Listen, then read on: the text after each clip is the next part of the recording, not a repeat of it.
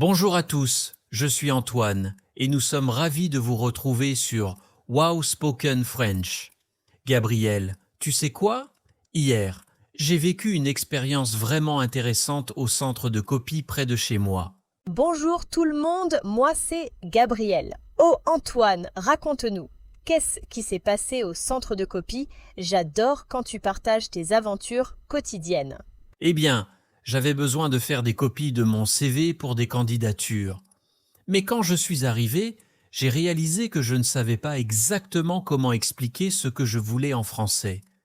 C'était un peu embarrassant, surtout parce qu'il y avait d'autres clients qui attendaient derrière moi. Oh, je comprends parfaitement. Chers auditeurs, avez-vous déjà eu du mal à expliquer ce que vous vouliez dans un magasin? Écrivez-nous dans les commentaires. Alors Antoine, comment ça s'est passé? Tu as réussi à te faire comprendre? Au début, j'étais nerveux. L'employée était une femme d'environ 50 ans, très professionnelle. Elle m'a regardé avec un sourire chaleureux et m'a demandé « Bonjour, que puis-je faire pour vous aujourd'hui ?» Et moi, tout stressé, j'ai dit je veux des papiers ?» Oh non, des papiers? Tu veux dire des copies? Chers auditeurs, c'est une erreur commune. Ne vous inquiétez pas, nous faisons tous des erreurs quand nous apprenons. Exactement. L'employé a souri gentiment, sans se moquer, et m'a dit « Vous voulez faire des photocopies? Combien de copies avez-vous besoin ?» J'étais tellement soulagé qu'elle avait compris malgré mon français imparfait. C'est une employée très patiente. C'est merveilleux quand les gens sont compréhensifs avec les apprenants. Et toi, combien de copies voulais-tu faire exactement? J'ai sorti mon CV de mon sac et j'ai répondu « J'ai besoin de 15 copies de ce document, s'il vous plaît. » Elle a pris mon CV, l'a regardé attentivement et m'a posé d'autres questions importantes. Quelle question?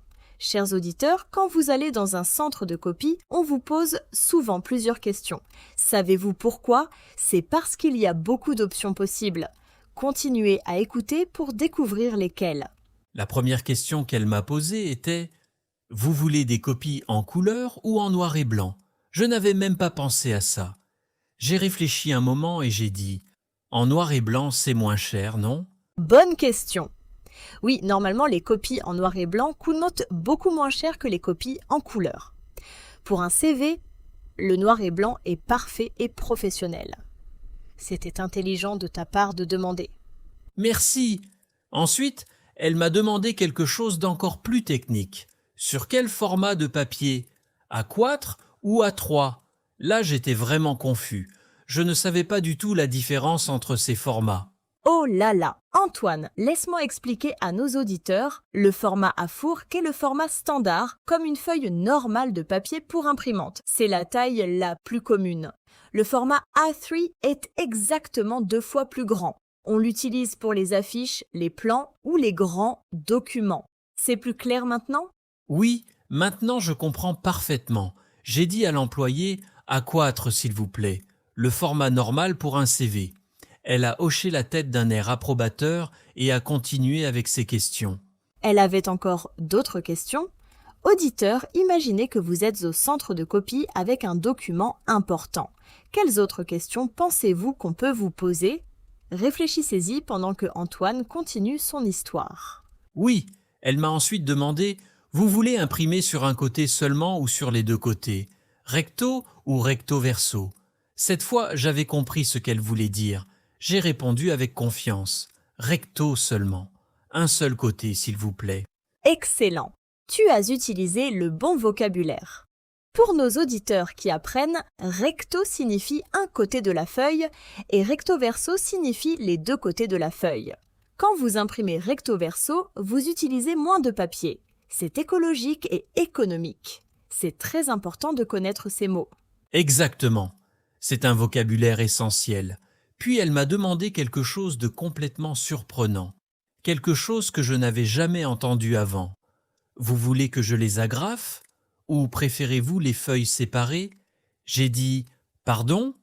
Qu'est-ce que agrafe signifie exactement ?» Ah, le verbe agrafer. C'est attacher les feuilles ensemble avec une petite pièce de métal qu'on appelle une agrafe. En anglais, on dit staple pour l'agrafe et to staple pour agrafer. On utilise un appareil qui s'appelle une agrafeuse. C'est un mot très utile dans un bureau. Ah oui, l'employée a été super gentille. Elle a pris une agrafeuse sur son bureau, me l'a montrée et a fait un geste pour que je comprenne. J'ai compris immédiatement. J'ai dit « Non merci, pas besoin d'agrafer. Je veux les feuilles séparées s'il vous plaît. Je vais les mettre dans des enveloppes différentes pour différentes entreprises. » Parfait, tu t'es très bien expliqué. Chers auditeurs, pratiquez ces mots importants à la maison. Photocopie, impression, recto, recto verso, agrafé, enveloppe. Répétez-les plusieurs fois à voix haute. La répétition est la clé de l'apprentissage. Alors Antoine, qu'est-ce qui s'est passé après? L'employée a commencé à préparer mes copies. Elle a mis mon CV dans la machine à photocopier et a programmé tous les paramètres. 15 copies, noir et blanc, A4, recto simple.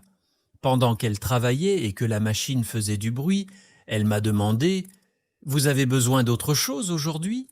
Peut-être des enveloppes, du papier spécial ou des reliures ?» Oh, c'est très gentil et professionnel de sa part. Elle voulait s'assurer que tu avais tout ce dont tu avais besoin.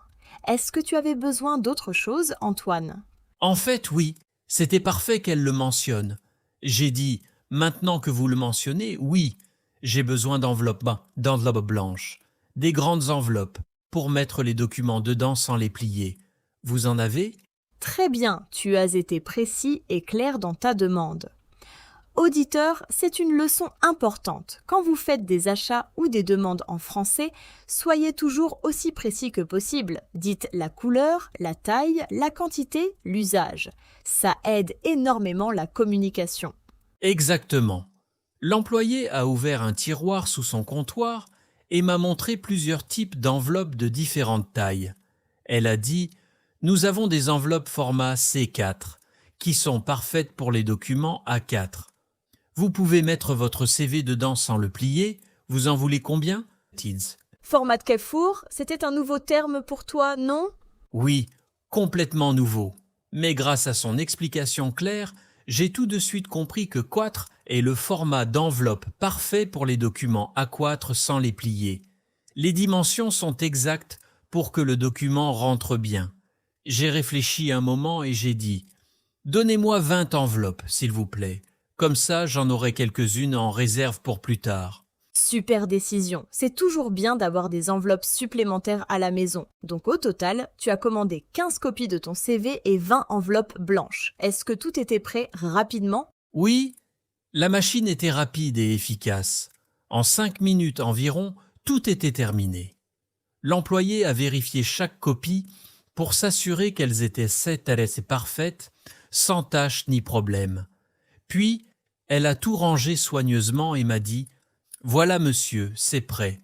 15 copies noir et blanc, recto simple, format A4.